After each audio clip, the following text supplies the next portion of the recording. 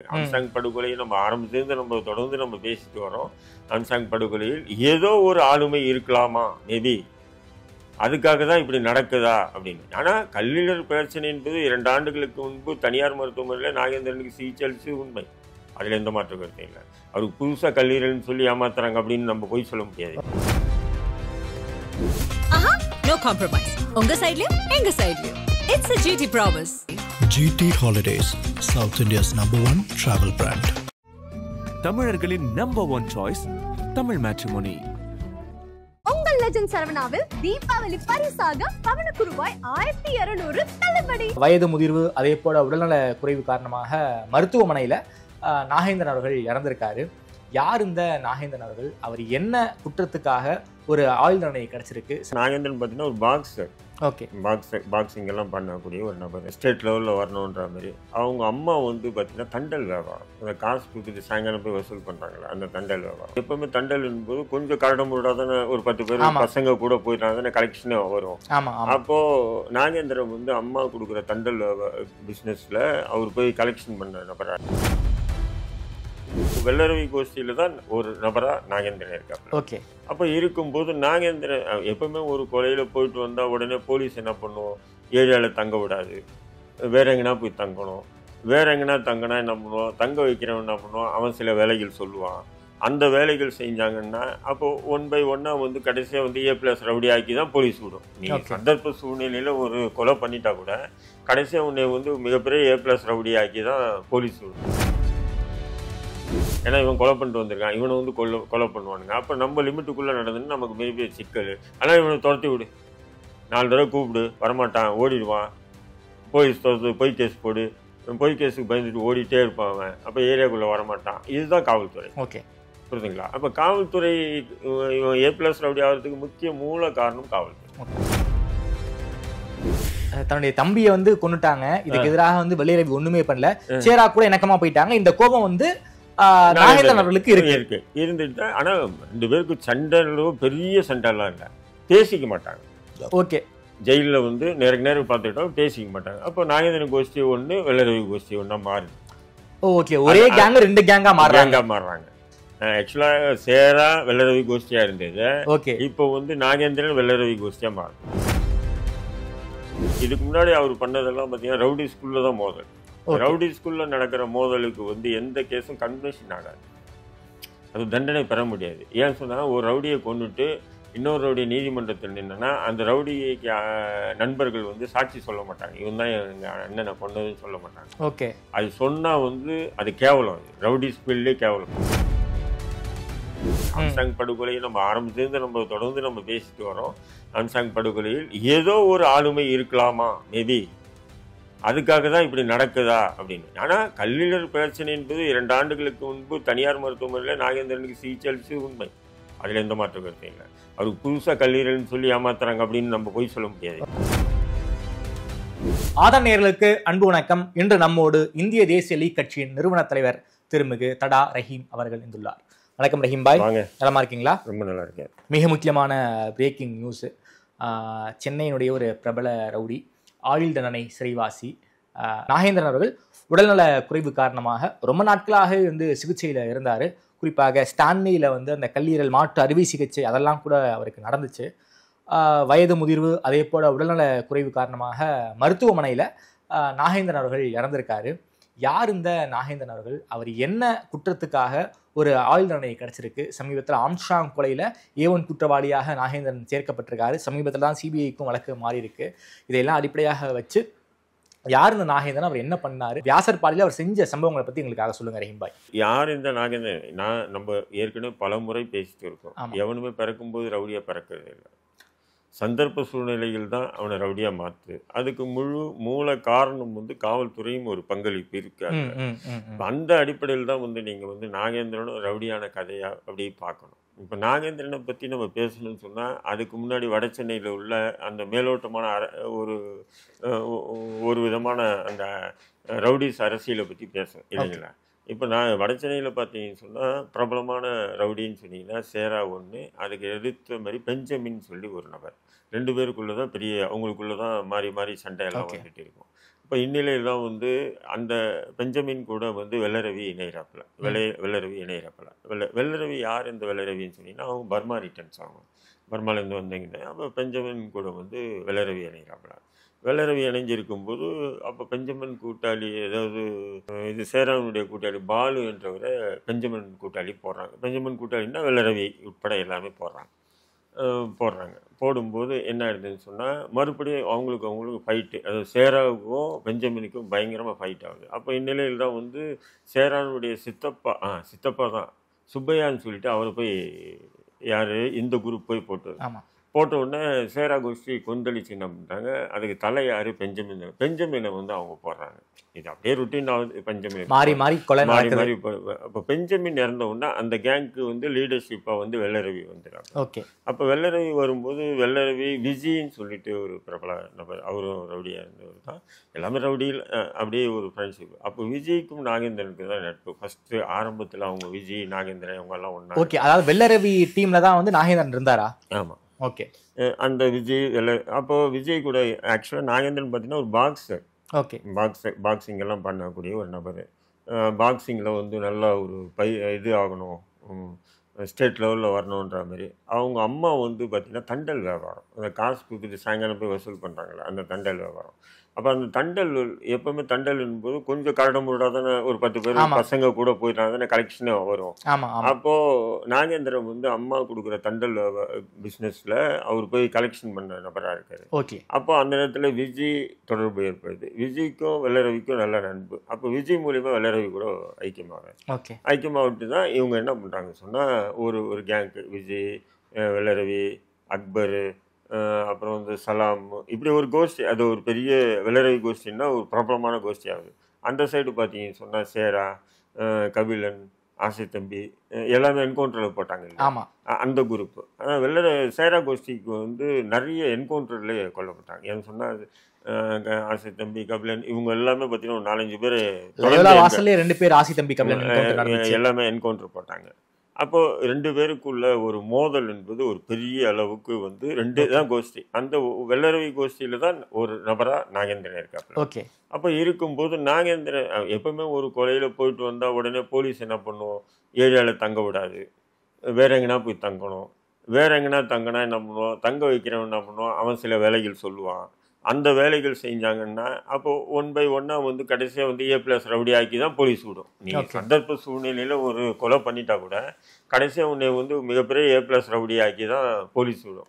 அந்த சமூகமும் விடாது, சமூகத்தை விட போலீஸ் விடாது. ஓகே. இப்போ ஒரு கொலை பண்ணிட்டு வந்தான், சரி ஒழுங்கா இருக்கு சொல்லு, அவன் வேற ஏதாவது செய்யறானா அப்போ நம்ம அவனை தூக்கி போடுறது இல்லை வேற எதனா கேஸ் போடுறது அப்படி இல்லை.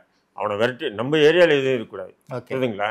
ஏன்னா இவன் கொலை பண்ணிட்டு வந்திருக்கான், இவனை வந்து கொலை பண்ணுவானுங்க. அப்போ நம்ம லிமிட்டுக்குள்ளே நடந்துன்னு நமக்கு மிகப்பெரிய சிக்கல். ஆனால் இவனை துரத்தி விடு, 4 தடவை கூப்பிடு, வரமாட்டான், ஓடிடுவான், பொய் கேஸ் போடு, பொய் கேஸுக்கு பயந்துட்டு ஓடிட்டே இருப்பான் அவன், அப்போ ஏரியாக்குள்ளே வரமாட்டான். இதுதான் காவல்துறை. ஓகே, புரியுதுங்களா? அப்போ காவல்துறை இவன் A+ ரவுடி ஆகிறதுக்கு முக்கிய மூல காரணம் காவல்துறை. ஓகே, புரியுதுங்களா?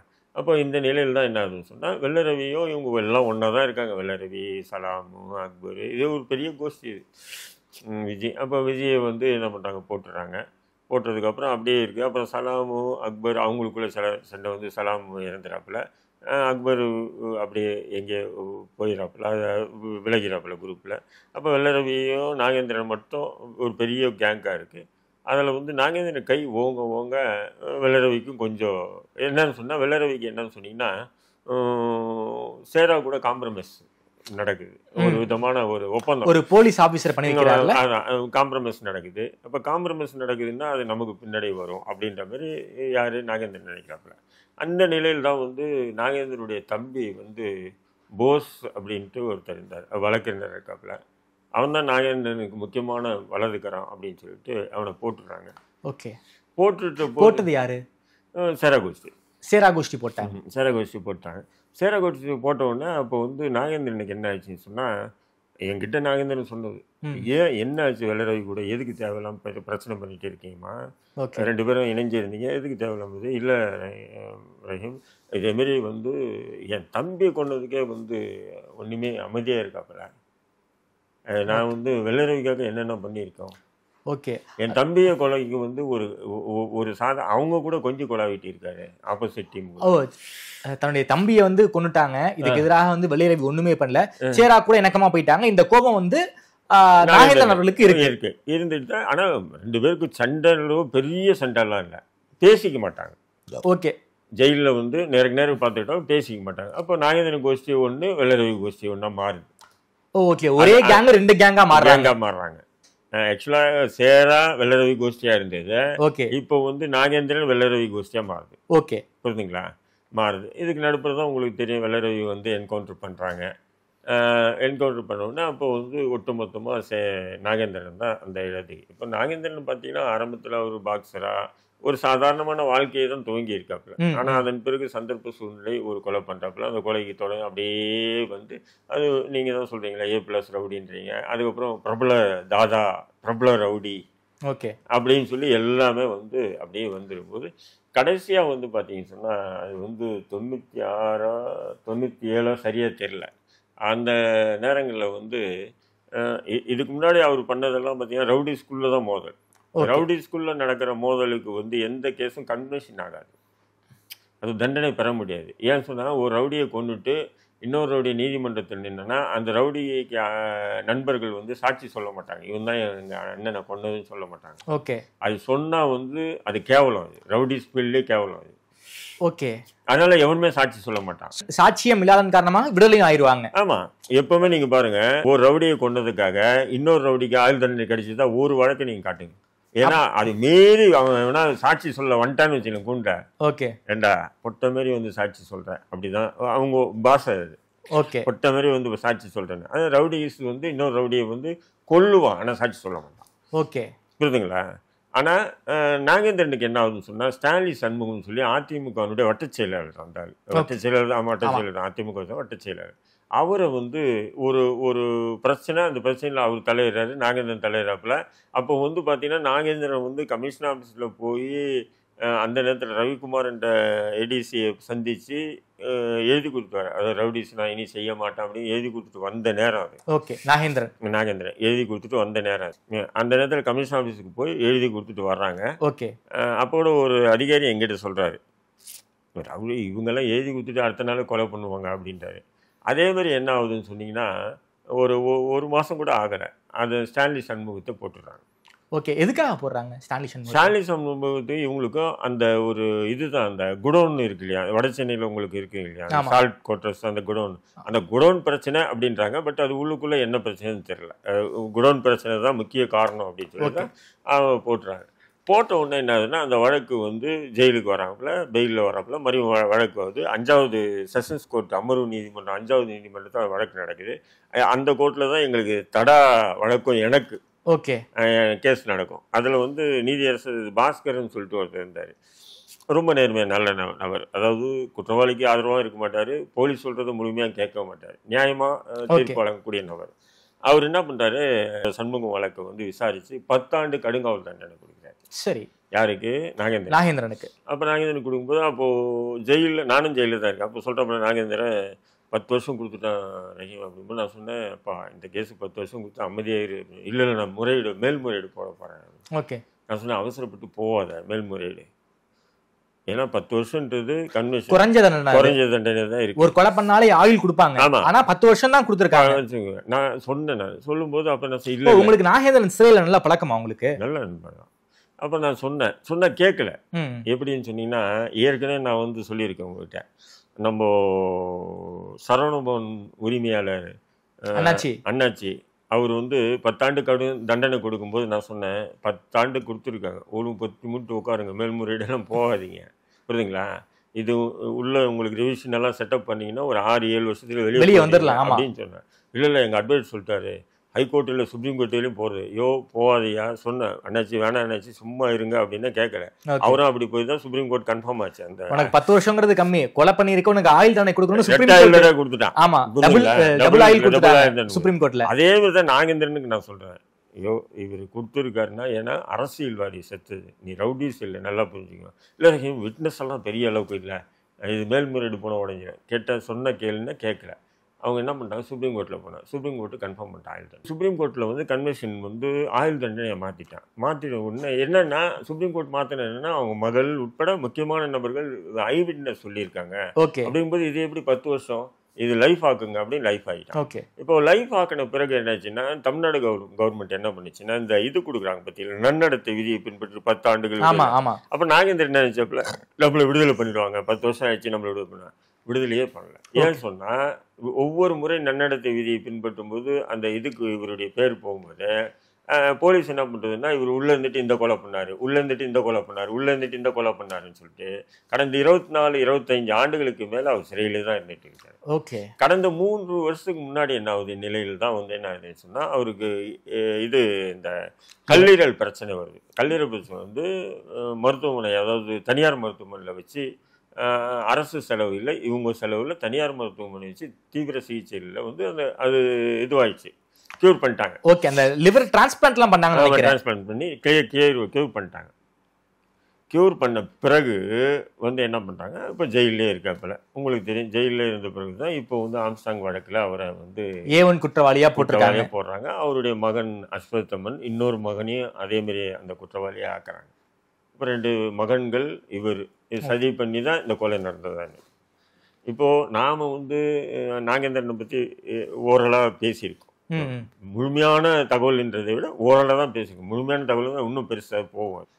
இப்போ வந்து ஆம்ஸ்டாங் வழக்கில் இவரை சேர்த்த பிறகு வந்து பார்த்தீங்கன்னா, அவங்க பையன் அஸ்வத்தம்னு என்கிட்ட ஒரு தடவை பேசும்போது சொன்னார், சத்தியமாக அங்கிள் அப்பாவுக்கும் இதில் தொடர்பு இல்லை, எனக்கும் இதில் தொடர்பு இல்லை, ஏன் இதில் சேர்க்குறாங்கன்னு எங்களுக்கு தெரியல அப்படின்னு சொல்லி ரொம்ப வருத்தப்பட்டு சொன்னாப்புல. என் குழந்தை மேலே சத்தியம் எனக்கு தொடர்பு இல்லை அப்படின்னு சொல்லி பேசினாப்புல. அப்போ நான் சொன்னேன், இப்போ டிஜிபி மனு பார்த்துட்டு ஒரு ப்ரெஸ் மீட் வைப்பா அப்படின்னா, இல்லை நான் எப்படின்னு பார்க்குறேன்னாரு. அடுத்த நாள் அவரை கைது பண்ணி அந்த கேஸில் போட்டாங்க. ஓகே அஸ்வத்தாமன்.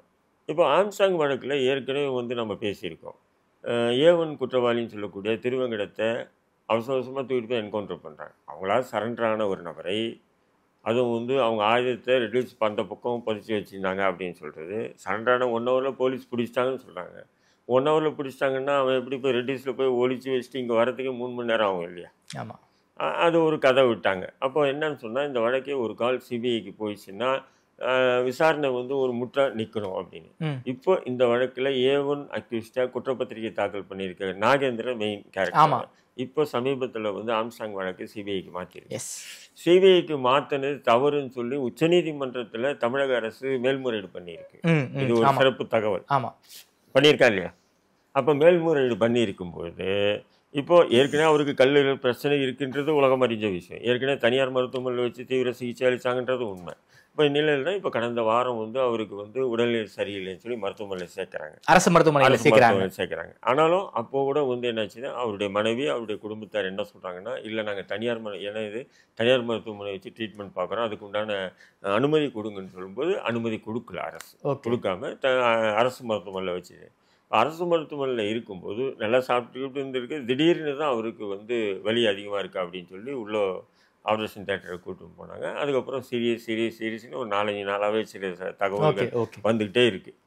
புரியுதுங்களா? இந்நிலையில் இன்றைக்கி இறந்துட்டாங்கன்னா அப்போது நம்ம கண்ணுக்கு முன்னாடி என்ன தெரியுதுன்னு சொன்னீங்கன்னா, ஆம்ஸ்டாங் வழக்கில் முக்கிய குற்றவாளின்னு சொல்லக்கூடிய திருவங்கடம் என்கவுண்டரில் கொல்லப்படுறாரு.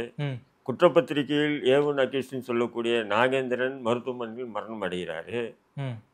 அப்படின்னும் போது எனக்கு அது உங்களுக்கு இல்லாமல் இருக்கலாம், எனக்கு பர்சனலாக சந்தேகங்கள் வருது.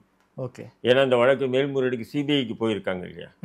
இப்போ வழக்கு சிபிஐக்கு வந்ததுன்னா மேபி விசாரணையுடைய இது விரிவாக்கம் இருக்குது பார்த்தீங்களா, அதில் வந்து இந்த ஆம்ஸ்டாங் வழக்கில் இன்னும் என்ன மர்மங்கள் இருக்கோ சந்தேகம் தான். எல்லாமே கன்ஃபர்மேஷன் நான் சொல்ல, சந்தேகங்கள். சந்தேகம் யார் மேலே வேணால் எழுப்பலாம். புரியுதுங்களா? அந்த மாதிரி சந்தேகங்கள் இருக்கு. அதாவது சிபிஐ விசாரணைக்குன்னு உயர்நீதிமன்றம் உத்தரவு போட்டிருக்கு. உச்சநீதிமன்றத்தில் இவங்க உடனே இது பண்ணிட்டாங்கல்ல, மேல்முறையீடு பண்ணியிருக்காங்கல்ல. அப்போ உச்சநீதிமன்ற தீர்ப்பு வந்த பிறகுதான் அது சிபிஐ கைக்கு போகுமா இல்லை சிபிஐ கைக்கு போவதா? மாநில அரசு உச்சநீதிமன்றத்தில் என்ன காரணம் கொண்டு எதிர்ப்பு தெரிவிக்கிறாங்கன்னா, நாங்கள் ஏற்கனவே குற்றவாளிகளை பிடிச்சிட்டோம், நாங்கள் வந்து குற்றப்பத்திரிகை நீதிமன்றத்தை தாக்கல் பண்ணியாச்சு, குற்றவாளிகள் இது வந்து அதாவது சாட்சிகள் விசாரணை தொடங்கிட்டோம். இந்நிலையில் வழக்கை சிபிஐக்கு மாற்றினாங்கன்னா இந்த வழக்கில் வந்து குற்றவாளிகள் தப்பிச்சிடுவாங்க. அதனால இது உயர்நீதிமன்றம் கொடுத்து இருக்கக்கூடிய அந்த சிபிஐ விசாரணையை தடுத்து இதை வந்து மாநில அரசை விசாரிக்கிறதுக்கு அனுமதி கோரி இவங்க மனு தாக்கல் சுப்ரீம் கோர்ட்ல மனு தாக்கல் பண்ணிருக்கும் போது சிபிஐ உடனே உள்ள வர முடியாது. அந்த வகையில சிபிஐ வந்து அப்படியே நிக்குது. இல்லைன்னு சொன்னா சிபிஐ விசாரணை ஆரம்பிச்சு இருப்பாங்க மேபி. ஏன்னா உயர்நீதிமன்றம் உச்ச நீதிமன்றங்கள் உத்தரவு போட்ட உடனே சிபிஐ ஃபைலை எடுத்து விசாரணை பண்ணிடுவாங்க. பட் அதுக்கு கொஞ்சம் தடுங்கலாம் கொஞ்சம் இருக்காங்க, புரியுதுங்களா? ஆனால் இதில் மர்மங்களாகவே இருக்கு. ஆம்சாங் படுகொலையை நம்ம ஆரம்பத்திலிருந்து நம்ம தொடர்ந்து நம்ம பேசிட்டு வரோம். ஆம்சாங் படுகொலையில் ஏதோ ஒரு ஆளுமை இருக்கலாமா மேபி, அதுக்காக தான் இப்படி நடக்குதா அப்படின்னு. ஆனால் கல்லீரல் பிரச்சனை என்பது 2 ஆண்டுகளுக்கு முன்பு தனியார் மருத்துவமனையில் நாகேந்திரனுக்கு சிகிச்சை அளிச்சது உண்மை. அதில் எந்த மாற்ற கருத்தும் இல்லை. அவருக்கு புதுசாக கல்லீரல்னு சொல்லி ஏமாத்துறாங்க அப்படின்னு நம்ம போய் சொல்ல முடியாது. ஆனா ஏஜ் ஃபேக்டர் ஒன்று இருக்குல்ல, சிறையில பல வருஷமா இருக்காரு, ஏகப்பட்ட இதய பிரச்சனை, எல்லா உறுப்புகளும் இல்ல ஹெல்த்தபிள் ஆள் தான். நீங்க சாதாரண நாகேந்திரன் பாத்தீங்கன்னா அந்த என் வயசு இருக்கும், குறைஞ்ச 55 வயசு இருக்கும். ஆனா 55 வயசு நபர் மாதிரி சொல்ல மாட்டாங்க. ஒரு 40-45 வயசு மாதிரி நல்ல ஹெல்த்தா நல்ல ஆள் ஒரு இதுவா தான் இருப்பாங்க. சிறையில எப்படி உங்களுக்கு பழக்கம் வரும்? இல்லை, நாங்கள் 93 நான் தடாவில் இருக்கும்போது அவங்க வழக்குகள் அடிக்கடி வருவாங்க போவாங்க. அப்போ நாகேந்திரன், வெள்ளரவி, வீரமணி இவங்க எல்லாமே வந்துட்டு போயிட்டு இருப்பாங்கல்ல. அப்போ யார் வந்தாலும் தடா பிளாக்ல வந்து பேசுவாங்க. தடா பிளாக்ல வந்து பழக்கங்கள் நல்லா வச்சுக்குவாங்க. அந்த அடிப்படையில் நான் சென்னையை சேர்ந்தவன்றதுனால ஏற்கனவே இவங்களுக்கு தெரியும். நாகேந்திரன் எனக்கு வந்து ஜெயிலுக்கு போய் தான் தெரியல, ஜெயிலுக்கு போகிறதுக்கு முன்னாடியே தெரியும். அப்படியா? தெரியும் போது நல்ல ஒரு நட்பு ரீதியான பழக்கங்கள் தான். மற்றபடி சிறையில் பழக்கம், வெளியில் அவ்வளோ பழக மாட்டோம். ஏன்னு சொன்னால் நான் ஜெயிலில் இருந்தேன், அவரும் ஜெயிலில் இருந்தாப்புல, அவர் வெளியே வந்தாப்புல, நான் ஜெயிலே இருந்தேன். அப்புறம் நான் வெளியே வந்த பிறகு இப்போ அவர் வெளியே வராமல் ஜெயிலே இருக்காப்புல. கடைசியாக ஒரு தடவை நீதிமன்றத்தை அன்றைக்கி போகும்போது தான் ஒரு மணி நேரம் ஒரு 6 மாதத்துக்கு முன்னாடி நீதிமன்றத்தில் ஒரு அரை மணி நேரம் நீதிமன்ற வளாகத்தில் நின்று பேசிட்டு இருந்தோம். அவ்வளோதான். அந்த மாதிரி ஒரு நபர் தான். ஆனால் அவர் வந்து ரவுடி, பிரபல ரவுடி, மோசமான எல்லாமே கரெக்டு தான். இது காரணம் காவல்துறையும் ஒன்று. இன்றைக்கி அவர் இறந்துட்டாருன்னும் போது ஒரு வருத்தமாக இருக்குது. ஏன் சொன்னீங்கன்னா அவர் மீது பல குற்றச்சாட்டுகள் இருக்குது, இல்லைன்னு சொல்ல. பல கொலை ஏன் நீங்கள் வந்து 2018 வந்து என்னைய குண்டர் சட்டத்தில் உள்ளே போட்டிருக்காங்க சிறையில். அப்போ நான் குண்டர் சட்டத்தில் இருக்கும்போது கூடவே இருந்த நபர் அதாவது பாக்ஸர் முரளின்னு சொல்லிட்டு நம்ம ஏற்கனவே பேசியிருக்கோம். பாக்ஸர் முரளியுடைய இது பேசியிருக்கோம். பாக்ஸர் முரளி என்ற நபர், அந்த பாக்ஸர் முரளி வந்து உள்ளவே வச்சு அவரை போட்டாங்க, கொண்டுட்டாங்க. அதில் வந்து ஏவன் அக்கிஸ்டா யாருன்னா நாகேந்திரன் தான். ஏன்னா நாகேந்திரன் வந்து எப்படின்னு சொன்னால் நம்ம தென்னு இருக்கா இல்லையா, தென்னரசு ஆம்சாங் கூட இருந்தப்ப அவர் கொலை வழக்கில் நாகேந்திரன் ஏவன் அக்கிஸ்ட். அப்போது தென்னுடைய தம்பி வந்து நாகேந்திரனுக்கு ஆப்போசிட்டாக மாறிட்டாப்புல, பாம் சரவணன் நாகேந்திரனுக்கு ஆப்போசிட்டாக மாறிட்டாப்புல. அப்போ நாகேந்திரனுக்கு ஆப்போசிட்டாக மாறின பாம் சரவணனும் அப்புறம் வந்து இந்த பாக்ஸர் முரளி எல்லாம் ஒன்றா இருக்காங்க ஜெயிலில், குண்டாஸ் ஜெயிலில். இப்போ நானும் குண்டாஸில் இருக்கேன். அப்படி இருக்கும்போது இதுக்கு எல்லாம் மூளையாக செயல்படுறது பாக்ஸர் முரளி தான். அப்போ பாக்ஸர் முரளியை வெளியே வந்து அவனுக்கு டார்கெட் பண்ண முடியல, ஜெயிலுக்குள்ளே எப்படியாவது பண்ணணும்னு சொல்லிட்டு தான் ஜெயிலுக்குள்ளே வச்சே அவரை வந்து 2018 நடந்த கொலையை, புரியுதுங்களா? 2018 வந்து முரளியை வந்து ஜெயிலுக்குள்ளே வச்சே கொள்கிறாங்க. அதில் முக்கியமான காரணம் வந்து நாகேந்திரன் தான். அப்போ வந்து நாகேந்திரன் வந்து ட்ரீட்மெண்ட்டில் மருத்துவமனையில் இருக்கார். இல்லை மருத்துவமனையிலேருந்து கடலூர் ஜெயிலில் இருக்காப்புல. கரெக்டாக அந்த இது கல்லீரல் பிரச்சனை சிகிச்சை அளிச்சுட்டு கடலூர் ஜெயிலுக்கு வந்த பிறகு இந்த கொலை வந்து ஜெயிலுக்குள்ளே நடக்குது. ஜெயிலுக்குள்ளே நடக்குது. அப்படி பார்த்தீங்கன்னா இப்போ நாகேந்திரன் ஆக்சுவலாக நாகேந்திரன் ஜெயிலில் இருக்காருன்னு சொல்லி அப்படி இருக்காப்புல. மேபி அவர் வெளியே இருந்திருந்தாருன்னா அவருடைய எதிரிகள் எப்போ போட்டிருப்பாங்க, கொஞ்சம் நஞ்சமான எதிரிகள் இல்லை. இந்த பக்கம் பார்த்தீங்கன்னா நிறைய பெரிய டீமே அவருக்கு வந்து எதிராக செயல்பட்டு இருக்கு. அவருக்கு எதிரிகள் வந்து நிறைய. அப்படி இருக்கும்போது எதிரிகளால் அவருக்கு ஆபத்து எப்போ வந்திருக்கலாம். ஜெயிலில் இருக்கிறதுனால அவர் வந்து பல வழக்குலேருந்து பல ஆபத்துலேருந்து தப்பிச்சிட்டே வந்தார். அதுவும் இல்லாமல் பல வழக்கில் அவர் சேர்த்துக்கிட்டே இருக்காங்க. எப்பவுமே அப்படிதாங்க. ஒரு இந்த மாதிரி இந்த ரவுடிஸ் ஃபீல்டில் வந்து பார்த்தீங்கன்னா ஒரு கொலை 2 கொலை அவ்வளோதான். அதுக்கு பிறகு ஆட்டோமேட்டிக்காக எத்தனை கொலை கேஸ் நம்ம மேலே வருதுன்னு நமக்கே தெரியாது. ஓகே. யார் பண்ணாலும் இவன் கோஷ்டி அவன் கோஷ்டின்னு சொல்லி சேர்த்துட்டே இருப்பாங்க. புரியுதுங்களா? யாரோ 4 பசங்க போய் செய்வாங்க. செஞ்சுட்டு நீங்கள் யாரா என்னடா அப்படின்னா, இல்லை எனக்கு வந்து அண்ணன் தான் பழக்கம் அப்படின்னா முடியுது. பழக்கம் அவர் சொல்லி செஞ்ச அதெல்லாம் கேட்க மாட்டான். பழக்கம்னா ஏவன் அவர் தான். இப்படி 25 ஆண்டுகள் வந்து தொடர்ந்து சிறையிலே இருந்திருக்காரு நாகேந்திரன் அவர்கள். இப்போ 25 ஆண்டுகளா, அதாவது ஸ்டான்லி சண்முகம் 96, 97 நடந்த நிகழ்வுக்கு பிறகு பார்த்தீங்கன்னா தொடர்ந்து சிறையிலே தான் இருந்துச்சு. ஓகே. அந்த ஒரு கொலை வழக்கு காரணமாக வாழ்நாள் முழுக்க சிறையிலேயே கழிச்சிருக்காரு.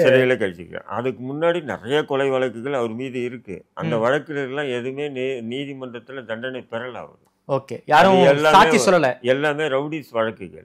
பட் ஸ்டான்லி சண்முகம் என்பது அவன் வந்து ஒரு அதிமுக அரசியல்வாதி. அப்போ எப்பவுமே வந்து பார்த்தீங்கன்னு சொன்னா அரசியல்வாதியோ அல்லது பொதுமக்களையோ கொண்டா அது கன்ஃபார்ம் ஆகும். இல்லை, விட்னஸ் எல்லாம் ஸ்ட்ராங்கா நிற்கும்.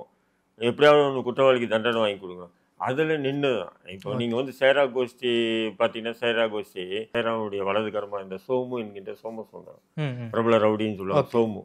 சோமசுந்தரம் சோமு வந்து பார்த்தீங்கன்னா சேரா ஒதுங்கின பிறகு சோமு வந்து அதை தன்னுடைய இதில் எடுத்து ஒரு இது பண்ணும்போது பார்த்தீங்கன்னா அவரும் பல கொலை வழக்கு அவர் மீது இருந்தாலும் பார்த்தீங்கன்னா எல்லாத்தையும் தப்பிச்சிட்டே வந்த நபர் கடைசியாக ஒன்றுத்தை சிக்கினார். 2001 எம்கே பாலன் சொல்லிட்டு ஒருத்தர் எம்எல்ஏ, அதிமுக எம்எல்ஏ கொல்லப்பட்டார் பார்த்தீங்கன்னா. அந்த கொலை வழக்கில் வந்து சோமு வந்து முக்கியம். ஏன்னா அவரை கொன்று எரிச்சு போய் இது பண்ணிட்டாங்க. அந்த வழக்கில் அவர் கன்ஃபார்ம் ஆச்சு. இன்னொரு ஜெயிலில் தான் இருக்கார் சோமு. எம்எல்ஏ கொலை வழக்கு. ஆமாம், எம்எல்ஏ கொலை வழக்கில் இப்போ வரலையும் 8% வரலையும் ஜெயிலில் தான் இருக்காங்க சோமு. அதை நான் எதுக்கு சொல்ல வரேன்னா, ரவுடிஸ் அவங்களுக்குள்ள மோதிக்கிறாங்கல்ல, அந்த வழக்கில் வந்து காவல்துறை என்ன பண்ணணும்னா குற்றப்பத்திரிகையோ ஆதாரங்களையோ சாட்சிகளையோ நீதிமன்றத்தில் முறையாக சமர்ப்பிக்க ஏனோ தானன்னு சொல்லி வழக்கை முடிச்சு விட்டு போயிட்டே இருப்பாங்க. அந்த வழக்கு அவங்க ரிலீஸ் ஆகிடுவாங்க. புரியுதுங்களா? அதே நேரத்தில் அரசியல் ரீதியாகவோ அல்லது பொதுமக்களாகவோ இருந்தாங்கன்னா அந்த குற்றப்பத்திரிகையை வந்து ஸ்ட்ராங்காக கொஞ்சம் நீதிமன்றத்தில் தாக்கல் பண்ணுவாங்க. அதிகப்படுத்துவாங்க. அப்போ ஆதாரங்களை சாட்சிகளை வைக்கும்போது நீதிமன்றம் என்ன பண்ணுவோம், இவங்களை கன்ஃபார்ம் பண்ணுவோம்.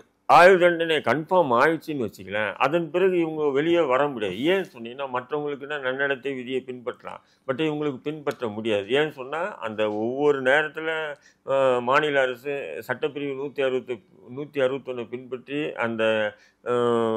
அந்த ரிவிஷனில் விடுதலை பண்ணும்போதெல்லாம் இவங்க என்ன பண்ணுவோம்னா இந்த ரவுடிஸ் சார்பாக 2-3 வழக்கை சேர்த்துருவாங்க. பாருங்க, இவர் எப்படி விடுதலை செய்யப்படுவார், இந்த வழக்கு இப்போ சமீபத்தில் அவனுக்கு தொடர்பே இல்லைன்னா கூட ஜாயின் பண்ணி விட்டுருவாங்க. இது காவல்துறை திறம்பட அதை செய்யும். இப்போ அந்த மாதிரி தான் வந்து பார்த்தீங்கன்னு சொன்னால் நாகேந்திரனுக்கு அந்த வழக்கு கன்ஃபார்ம் ஆகி சுப்ரீம் கோர்ட். ஆனால் அவர் சுப்ரீம் கோர்ட் போகாமல் இருந்திருந்தா 10 வருஷம் கன்வர்ஷன் இருந்தது இல்லையா அந்த ஸ்டாலின் சண்முகம் வழக்கில். 10 வருஷத்துக்கு வந்து ஒரு 6-7 வருஷத்துல ரிலீஸ் ஆகிட்டு இருப்பேன். ஏன்னா வருட தண்டனை என்னும் போது அவங்களுக்கு ரிவிஷன் இருக்கு. அதாவது அந்த தள்ளுபடி வருஷத்துல இத்தனை நாள் இந்த லீவு அந்த லீவுன்னு தள்ளுபடி பண்ணுவாங்க. அந்த தள்ளுபடியில் அவர் எப்போ வெளியே வந்திருக்கலாம். பட் அவங்க மேல்முறையீடு பண்ணதுனால என்ன ஆயிடுச்சுன்னா அது கன்ஃபார்ம் ஆயிடுச்சு. ஆயுள் தண்டனைலேருந்து விடுதலை பண்ணாமல் சிறையிலே வச்சிருக்காங்க. ஏற்கனவே நம்ம வந்து பேசியிருக்கோம். டெல்டா கிங்னு சொல்லக்கூடிய நம்ம மணல் சங்கருடைய குருன்னு சொல்லக்கூடிய கெப்ரியல் அண்ணன் வந்து இன்னொரு சிறையில் இருக்காரு. புரியுதுங்களா உங்களுக்கு? ஏன்னு சொன்னால் அவங்களுக்கு நன்னடத்தை விதியில் வந்து அவங்கள விடுவிக்கிறது இல்லை. ஏன்னு சொன்னால் அவங்க தொடர்ந்து என்ன பண்ணுறாங்கன்னா குற்றங்களில் ஈடுபடுறாங்கன்னு காவல்துறை ஒரு விதமான ஒரு அடிக்கிட்ட வரும்போது அவங்களால அதே மாதிரி தான் நாகேந்திரனை உள்ளே வச்சிருந்தாங்க. இப்படி வந்து பல்வேறு வழக்கில் சிறையிலே தொடர்ந்து 25 ஆண்டுகளுக்கு மேலே சிறையில் இருக்கும்போது இப்போ சமீபமாக வந்து ஆம்ஸ்டாங் வழக்கில் A1 குற்றவாளியாக சேர்த்து அவருடைய 2 மகன்களையும் சேர்த்து இப்போ வந்து அவர் கல்லீரல் பிரச்சனையாக வந்து மருத்துவமனையில் இன்னைக்கு மரணமடைஞ்ச அந்த செய்தி வந்து நட்பு பழகி இருக்குன்றதுக்காக என்னுடைய ஆழ்ந்த இரங்கலை தெரிவித்துக் கொள்கிறேன். நன்றி ரஹீம் பாய். குறிப்பாக இந்த நாகேந்திரனுடைய மரணம் தொடர்பாக அவருடைய கடந்த கால வரலாறை பற்றி ரொம்ப விரிவாக பேசியிருக்கீங்க. ஸ்டான்லி சண்முகம் கொலை வழக்கு கீழமை நீதிமன்றம் வெறும் 10 வருஷம் தான் அவருக்கு தண்டனை கொடுத்துருந்தாங்க. அப்பீலுக்கு போகாமல் இருந்திருந்தால் ஒரு 7 வருஷத்தில் விடுதலை ஆகியிருக்கலாம். அப்பீல் பண்ணதன் காரணமாக வாழ்நாள் முழுக்க சிறையில் இருந்திருக்காரு. அது மட்டும் இல்லாமல் பல்வேறு வழக்குகளில் அவரை சேர்த்ததன் காரணமாக வெளியவே வர முடியாத சூழ்நிலை. இதன் காரணமாக உடலில் பாதிப்பு, லிவர் ஃபெயிலியர் வரைக்கும் போயிருக்குன்னு கடந்த கால வரலாறு. அதே போல் நீங்கள் நாகேந்திரன் கூட பழகிய விதத்தை பற்றிலாம் ரொம்ப விரிவாக பேசியிருக்கீங்க. நேரில் கொடுத்து பேசியமைக்கு நன்றி ரஹீம் பாய்.